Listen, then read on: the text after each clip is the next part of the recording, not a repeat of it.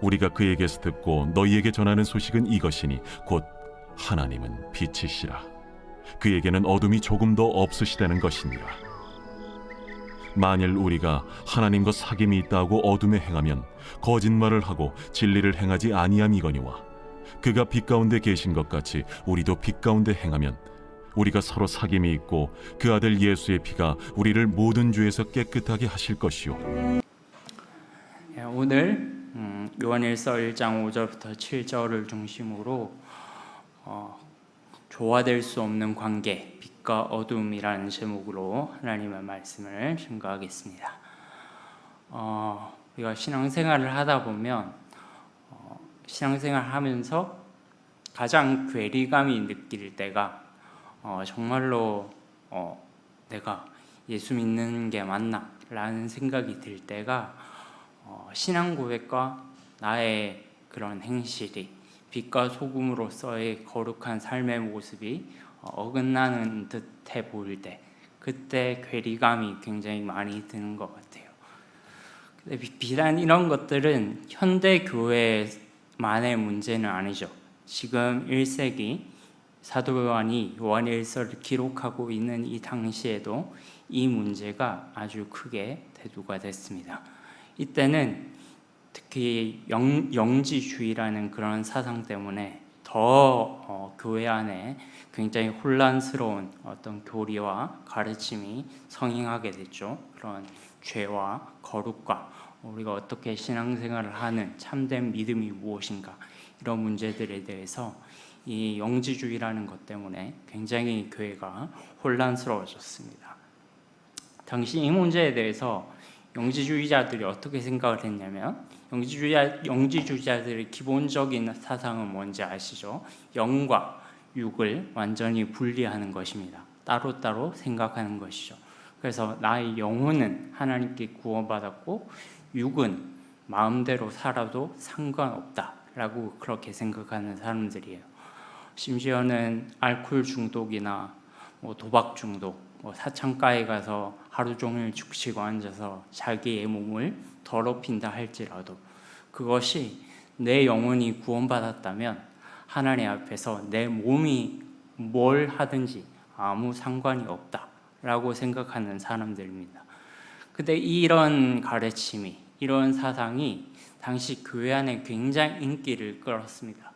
왜냐하면 예수를 믿는데, 예수를 믿어도 죄를 짓는 나의 모습을 바라볼 때, 그리고 정말 예수를 믿어도 죄를 하나도 안 짓고 이제 살고 싶은데 그러지 못하는 나 자신의 모습을 바라볼 때, 또 거룩하게 살아야 된다라고 주님께서 말씀을 하시는데 인간은 거룩하게 살아갈 수가 없으니까, 나의 모습을 봐도 내가 거룩하게 살아가는 것 같지가 않으니까 차라리 이 영지주의자들의 가르침이 우리 안에 안도의 한숨을 쉬게 만드는 거예요. 왜냐하면 얼마나 편해요. 영과 육을 분리시키고, 육은 그냥 네 마음대로 살면 된다, 영혼만 하나님께 구원받으면 된다, 네 몸은 네가 알아서 해라, 이렇게 말하니까 얼마나 그런 죄책감에 억눌렸던 사람들, 거룩의 문제로 고민하는 사람들, 참된 믿음이 무엇인가에 대해서 고민하는 사람들에게 얼마나 큰 자유를 줍니까? 마음대로 살아도 된다는데. 그래서 굉장히 이런 문제가 크게 대두가 됐어요. 아예 그럴 바에 죄책감을 느끼면서 거룩하게 살고 싶은데 하나님 앞에 거룩하게 살 수 없고 계속해서 죄책감을 느끼며 살 바에는 차라리 영지주의자들의 가르침대로 그렇게 죄를 마음 놓고 짓자라는 그런 생각이, 그런 주장을 하는 사람들이 점점 많아지기 시작했어요. 이것이 사도 요한이 요한일서를 기록한 그 당시의 전체적인 교회 상황이었습니다.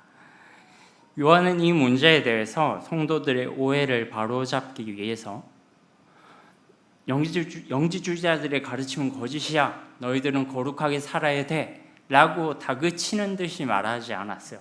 어디서부터 문제를 접근하냐면, 하나님이 어떤 분이신가, 이 부분에 대해서부터 문제를 접근합니다. 5절에 보면은 하나님이 어떤 분이신가라는 그 말씀이 나와 있죠. 하나님은 어떤 분이십니까? 하나님은 빛이시다. 그는 어두움을 조금도 알지 못하시는 분이죠. 어두움이 조금도 없으신 분입니다. 하나님이 누구신가? 하나님의 성품을 아는 것에서부터 올바른 교리가 세워진다라고 생각을 하고 있는 것이죠. 요한은 이 원리는 굉장히 중요한 거예요, 여러분. 신앙생활 하다가 열정이 사라질 수도 있어요. 다른 성도들과의 관계에서 문제가 생길 수도 있어요. 심지어 그리스도인들도 죄를 지을 수 있죠. 다음 시간에 더 자세하게 살펴보겠지만 8절에 보면 죄가 없다고 하는 사람들에 대해서 요한이 뭐라고 말하냐면 거짓말하는 자다라고 말합니다. 요한도 인정하고 있어요. 죄를 지을 수 있다는 것, 넘어질 수 있다는 것, 연약한 부분이 참된 그리스도인들에게도 있다는 것을 인정하고 있습니다. 신앙생활 하다가 이런 장애물들을 만났을 때 반드시 해야 되는 것이 있어요. 그것은 바로 하나님이 어떤 분이신가, 즉 하나님의 성품에 대해서 다시 묵상하는 것입니다. 이것이 우리가 거룩하게 살 수 있는 가장 근원적인 힘이 됩니다. 그것이 바로 가장 궁극적인 해결책이에요. 하나님은 빛이시다. 그에게는 어두움이 조금도 없다. 빛과 어두움은 양립할 수 없는 거죠. 빛이 들어오는 순간 어두움은 물러가게 되어 있습니다. 하나님이 빛이시다라고 했을 때 그 의미는 하나님은 도덕적으로 아주 어떤 흠도 없이 완전에 거하시는 분이라는 의미예요. 털끝만큼이라도 더럽거나 불결한 것이 없다라는 뜻이죠. 그래서 그런 그분이 우리를 당신의 자녀로 불러주셔서 죄인들을 불러주셔서 자녀로 삼아주셨습니다. 그래서 우리는 그분이 빛이시기 때문에 그분의 자녀가 된 우리도 빛의 자녀다라고 불릴 수 있게 된 거예요. 그냥 그분이 빛이시기 때문에, 그리고 그분의 아들, 딸들이 되었기 때문에 빛의 자녀로 불리는 거예요. 우리가 실제로 대단히 빛처럼 살아서 그렇게 불리는 게 아니라. 따라서 우리 안에 빛이 역사하지 않으면, 빛 대신 예수 그리스도의 능력이 역사하지 않으면 거룩하게 살 수 없다는 거죠. 사랑하는 여러분, 이것을 꼭 기억하시기 바랍니다. 우리가 거룩한 삶을 사는 것에 실패하는 이유는, 가장 큰 이유는 단지 인간이 연약하기 때문만이 아니에요. 그것도 부수적인 이유가 될 수 있지만 단순히 인간이 연약하기 때문에 내가 거룩에 실패한다, 그것만이 아니고 가장 궁극적인 이유는 빛 대신에 하나님의 능력을 신뢰하지 않고 자기 스스로 거룩하게 살려 하기 때문입니다. 요한복음 8장 12절의 말씀에 주님께서 이런 말씀을 하셨어요. 8장 12절 말씀 같이 우리 스크린을 보면서 같이 읽겠습니다. 요한복음 8장 12절 시작. 예수께서 또 말씀하여 이르시되 나는 세상의 빛이니 나를 따르는 자는 다니지 아니하고. 아멘.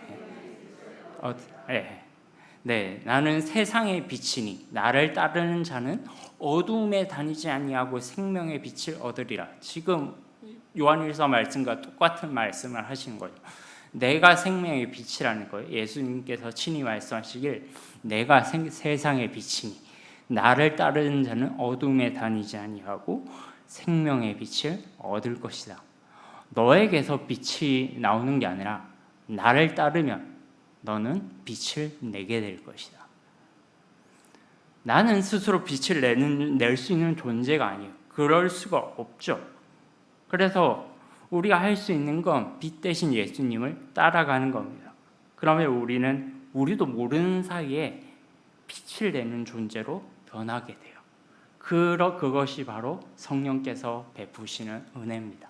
성령께서 우리를 긍휼히 여겨주셔서 그런 모습으로, 우리는 전혀 빛이 아닌데 그저 하나님께서 긍휼히 여겨주셔서 나 같은 죄인을 받아들여 주시고 나를 빛의 잔으로 삼아 주시고 정말 내 스스로 힘으로 빛으로 살아가려고 하면 정말 힘들어 죽겠는데, 아니 불가능한데, 힘든 정도가 아니라, 근데 내가 세상의 빛이니 나를 따라오면, 내 안에 거하면 너희는 생명의 빛을 얻을 것이다.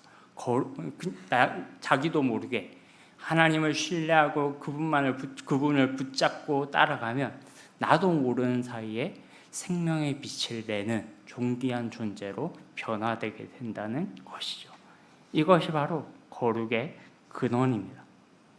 이런 사실을 반드시 전제로 하고 이제 6절과 7절을 이해해야 돼요. 6절에서 요한이 뭐라고 말합니까? 만일 우리가 하나님과 사귐이 있다 하면서, 즉 교제가 있다면서 어둠 가운데 행하면 진리를 행하지 않는 것이다, 이렇게 말하죠. 여기서 어둠 가운데 행한다라는 말은 아주 지속적이고 반복적이고 아주 고의적으로 죄를 짓는 거예요. 여기서 어둠 가운데 행한다라고 했을 때 그리스도인이 죄를 지을 수 있는데, 그냥 아주 주를 위해서 열심으로 내가 살려고 하다가 정말 내가 주님의 몸된 교회와 이 지체들을 위해서 나의 모든 것을 헌신하며 살다가 넘어질 수 있잖아요. 연약해서 우리가 잠깐 곁길로 빠질 수 있어요. 그런 것을 말하는 것이 아니에요. 방금 말씀드린 대로 이 말씀은 어둠 가운데 행한다, 이 말은 지속적으로 걸어간다는 거예요. 죄와 함께 동행을 한다는, 우린 예수와 동행을 해야 되는데 내 옆에 죄가 있어요. 죄의 길을 그대로 따라가는 거예요. 죄의 길을 따라가면서 죄를 모방하고 그 길에서 떠나지 않는 겁니다. 아주 고의적이고 반복적이고 재미에 들려서, 심지어는 아주 뻔뻔하게 영지주의자들처럼 그렇게 죄를 짓는 모습이 바로 어둠 가운데 행한다라는 말입니다. 이런 사람들은 정말 아무런 거리낌 없이 자신을 방탕에 방임하고 주를 위해서 살아가는 그런 것이 뭔지도 모르고 정말 입만 나는 하나님의 진리를 안다, 하나님과 사귐이 있다, 나는 하나님과의 완전한 교제 가운데 거하고 있어요 라고 말하는데 죄에 대해서 싸울 생각을 전혀 하지 않아요. 죄에 대해서 싸울 생각은커녕 이것이 왜 잘못인지조차도 몰라요. 진짜로 이것이 왜 잘못인지조차도 모르고 이것이 왜 죄가 되는지도 모르고 그런 것을 생각지도 안 해보고 그냥 이 신앙이라는 것에 대해서 아주 피상적이고 형식적으로 생각하는 거죠. 그렇게 된다면 그런 사람들은 처음부터 이 요한 일서에서 계속 말할 거예요. 그런 사람들에게 요한은 처음부터 그리스도의 생명이 거하지 않는 사람이라고 말합니다. 구원을 받았는데 탈락한 사람이 아니고 그냥 아예 처음부터 그리스도의 생명이 거하지 않는 사람이었다고 말하죠. 자기 혼자 착각한 거죠. 내가 구원받았다고. 내가 구원받았고 하나님과 완전한 교제 가운데 들어갔는데 정말 누가 보아도 그리스도의 그런 흔적이 전혀 나타나지 않는 삶을 산다면 사도 요한은 지금 계속 5장까지 계속 말할 거예요. 이런 사람은 그리스도인이 아닐 확률이 매우 높다. 사랑하는 여러분, 빛과 어둠은 양립할 수 없는 겁니다. 빛이 오면 어둠은 물러가게 돼 있어요. 물론 어둠이 물러갔다가 다시 돌아오죠. 사탄과의 싸움이 계속됩니다. 사탄이 우리가 사탄에게 한번 승리했다고 해서 그냥 물러가 있는 게 아니에요. 다시 와요. 오죽했으면 예수님께서 복음서에 말씀하시기를 뭐라고 말씀하세요? 내가 귀신을 쫓아내면 한 명이 귀신을 쫓아내면 그 귀신이 7 귀신을 데려다가 집을 점령할 거다. 이것과 똑같죠.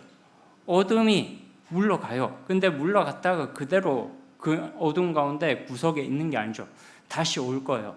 더욱 강한 어둠을 데리고 더욱 강한 귀신들을 데리고 더욱 강한 그리스도를 대적하는, 그리스도를 대항하는 그런 사상과 그런 교훈과 그런 모든 것들을 가지고 우리를 공격하러 올 것입니다.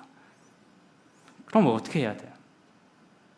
내 힘으로는 어쩔 수 없어 이렇게 말하고 그냥 자포자기 해야 됩니까?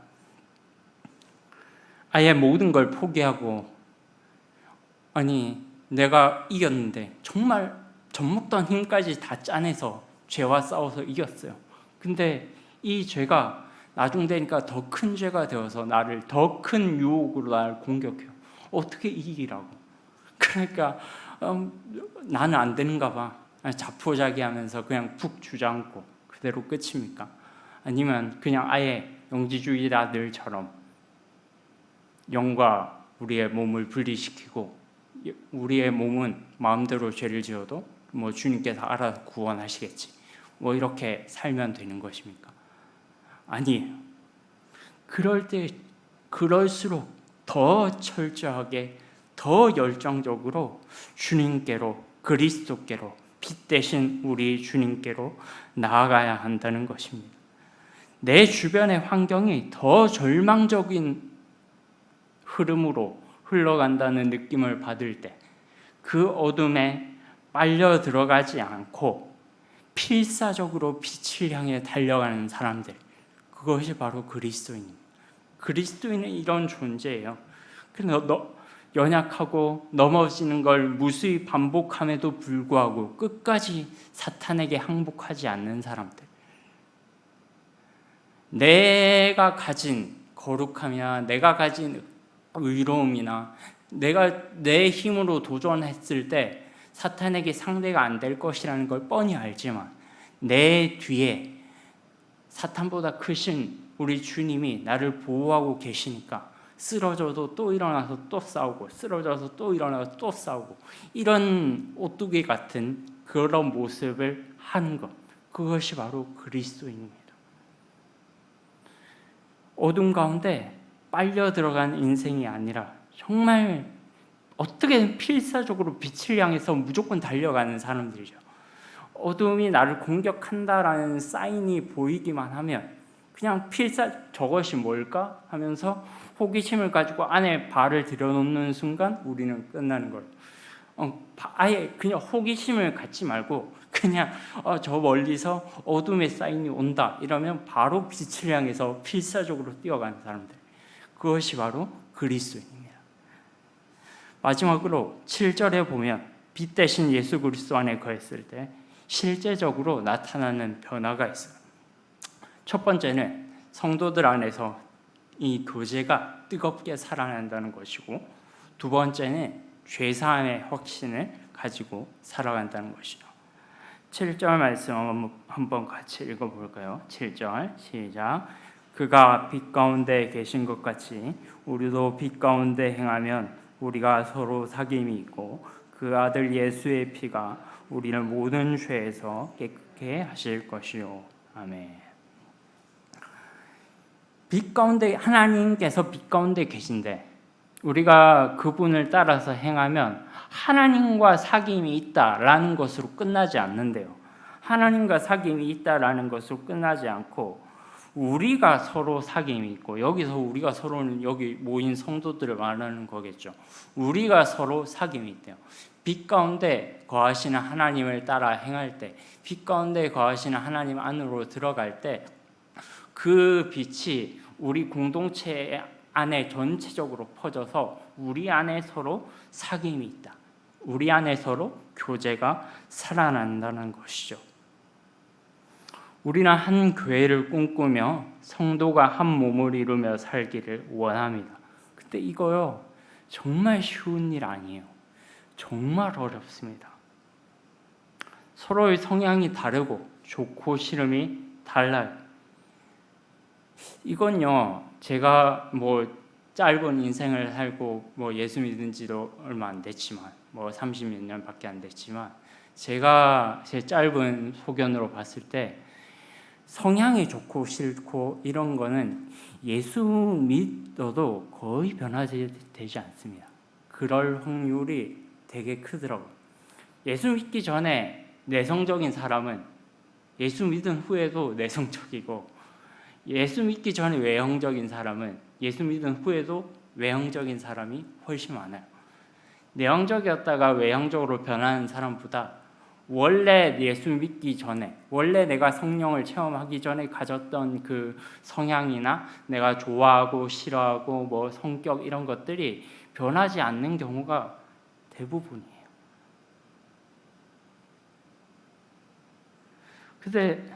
그래서 이런 문제들은 굉장히 생각보다 단순하지 않습니다. 함께 교회를 이루며 살아간다라고 했을 때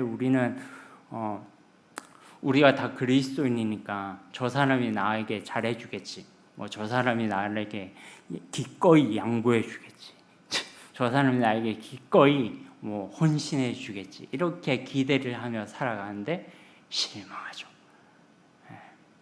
그렇지 않기 때문에 그런 사람의 그런 게 이런 심리나 성향이 그렇게 단순하지 않기 때문입니다.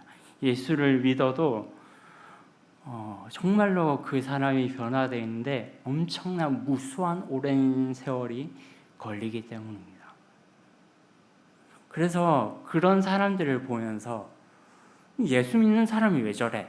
라고 말하는 것은 사실 별 뾰족한 해결책이 되지 않는 것 같아요. 내가 기대하는 것만큼 저 사람이 나에게 다가오지 않고, 내가 기대하는 것만큼 저 사람이 나에게 마음 문을 열지 않고, 관계를 맺기가 쉽지 않고, 이런 모든 것들이 우리는 생각하기를 나는 이 사람에게 가까이 다가가는데 왜 이 사람은 나한테 마음을 닫고 있는가? 왜 예수 믿는 사람이 왜 이래? 라고 그렇게 단순하게 말하기가 쉽지 않다라는 거죠. 우리가 그래서 그런 문제가 있을 때 당사자끼리 말싸움을 하면 그때부터 사탄이 역사하는 겁니다. 당사자끼리 네가 옳다 내가 옳다라고 말싸움을 하고 실랑이를 벌이면 그때부터 사탄이 역사하는 거예요. 하나님께로 가는 거예요. 빛 대신 예수 그리스도께로 가는 겁니다. 빛 가운데 온전히 거하는 겁니다. 지금 어두움을 보내서 유혹하고 있는 사탄의 그 유혹을 피해서 완전한 안전지대로 그냥 달려가는 겁니다. 기도의 자리로 나오는 거죠. 빛 대신 하나님 앞에 나의 모든 억울함과 나의 모든 외로움과 그럼에도 불구하고 나의 의로움과 구원함과 나의 모든 것이 되시는 하나님께 나의 모든 것을 맡겨버리는 겁니다. 그것이 사실 실제적인 교회가 하나 되는 해결책이라고 성경의 모든 기자들은 말하고 있어요. 하나님께서 빛 가운데 계신 것 같이 하나님과 사귐이 있을 때 그 사귐이 우리 공동체 안에도 퍼지게 되는 거지, 그 반대가 아니에요. 우리가 열심히 친목을 도모하고 우리가 열심히 막 짜장면을 먹고 우리가 열심히 막 놀러 가고 당구 치고 이런다고 해서 이렇게 교제가 싹 트는 것이 아닙니다. 그렇게 해가지고 교회 안에 충만한 사랑이 솟아나는 게 아니에요. 그 반대죠. 하나님 빛 가운데 계신 것 같이, 하나님이 빛 가운데 계신 것 같이 우리 모두가 빛 가운데 거해야 그 빛이 우리 모든 공동체 안에 퍼질 수 있습니다. 하나님을 바라볼 때 해결책이 있는 것이지, 하나님 외에 다른 사람들을 바라보면 그 빛이 바라는 게 아니라 어둠이 예스다 기회다 이러면서 틈타고 들어오는 그런 시간만 벌어주게 됩니다. 사랑하는 여러분, 말씀을 맺겠습니다. 오늘 말씀을 통해서 우리가 예수 그리스도 안에 거하는 것이 가장 큰 복이고 이것이 거룩함의 근원이라는 것을 꼭 기억하시는 성도들이 되시기를 바랍니다. 고린도전서 1장 30절에 보면, 제가 PPT를 준비하는데 고린도전서 1장 30절에 보면 예수는 우리의 거룩함과 의로움과 구원함이 되셨다 이렇게 말합니다. 의로움이라는 말은 칭이라는 말이죠, 신학적인 용어로. 그리고 거룩함이라는 말은 신학적인 용어로 성화라는 말입니다. 우리는 보통 생각하기를 칭의는 하나님께서 하시는 일이고 성화는 우리가 하는 일이다 생각하는데 그게 아니죠. 예수가 바로 우리의 칭이에요. 예수가 바로 우리의 성화입니다. 예수 그리스도께로 가는 것이 우리의 성화를 이루는 가장 빠른 지름길이고 가장 큰 은혜를 경험할 수 있는 가장 복된 길임을 오늘 성도들 우리 한 분 한 분이 정말로 성령의 은혜로 말미암아 깨닫고 믿으시기를 축복합니다. 오늘 다시 빛 대신 예수 그리스도를 바라보시겠습니까? 거룩하게 살 수 있는 그 근원이 오직 하나님께 있음을 믿으십니까? 그분을 바라볼 때 나 자신이 빛 가운데 걸어갈 뿐 아니라 주님의 몸된 교회의 완전한 교회가 회복될 것을 믿으십니까? 네, 아멘. 네, 오늘 말씀 생각하면서 빛 가운데 계신 주, 빛 되신 주 같이 찬양하겠습니다.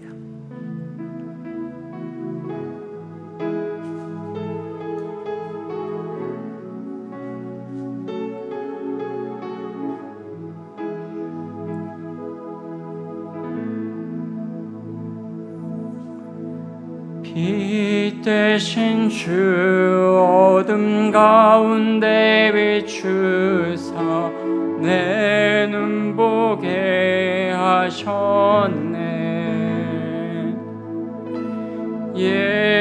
예배하는 선한 마음 주시고 참 소망이 되시네.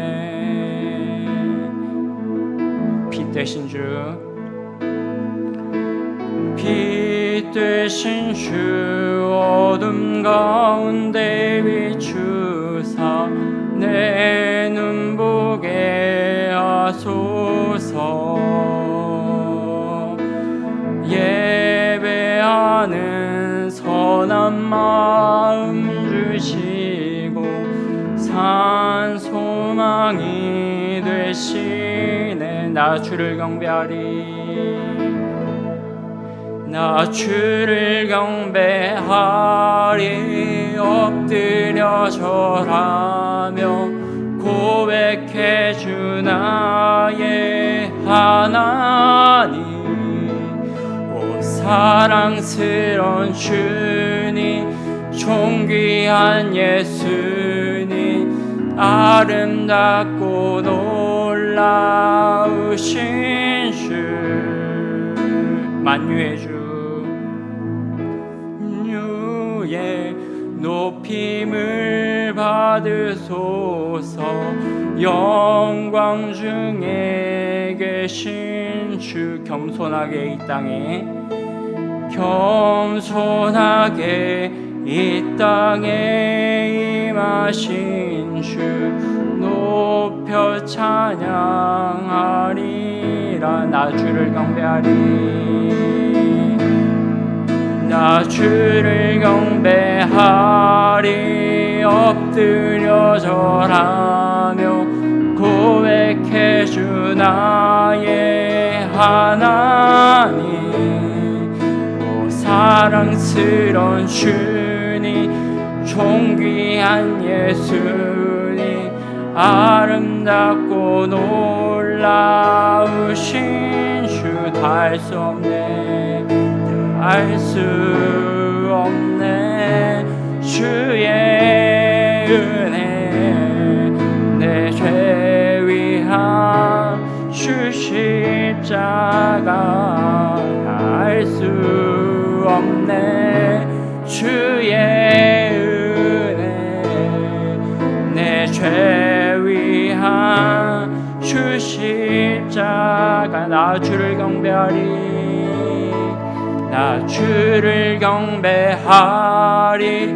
엎드려 절하며 고백해 주 나의 하나님. 오 사랑스러운 주님, 존귀한 예수님, 아름답고 놀라우신 주. 함께 오늘 이 시간 말씀을 가지고 함께 기도하시길 원합니다. 오늘 정말로 이 땅에서 빛과 소금으로 거룩하게 산다는 것이 무엇인지 다시 한번 묵상하면서 기도하기를 원합니다. 이 거룩의 근원이 어디서 나오는가? 우리가 거룩하게 살 때 어떤 결과와 어떤 영향이 미치는가? 정말로 이 거룩의 근원이 오직 하나님께 있음을 고백합시다.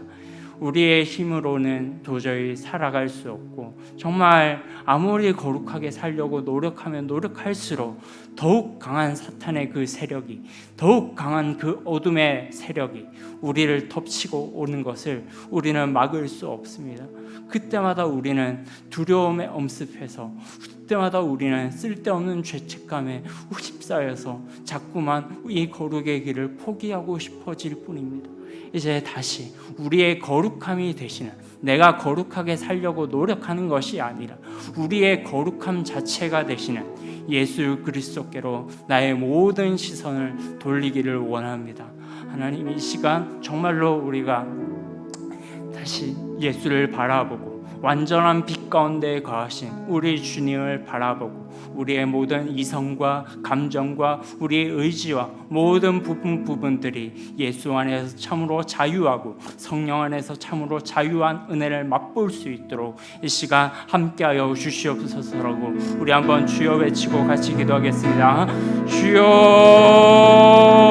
살아계신 하나님 아버지, 은혜를 감사합니다. 거룩하신 주님께서 친히 이 땅 가운데 인간의 모습으로 내려오시고 그 거룩의 모습이 무엇인지를, 어떻게 하는 것이 우리가 빛 가운데 사는 것인지를 친히 보여주셨습니다.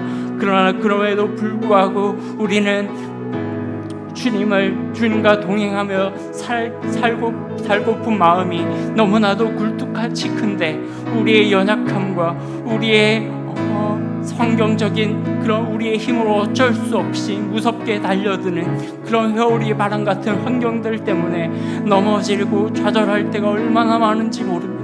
그때마다 우리는 이 거룩의 길이 과연 진실로 있는 것인가?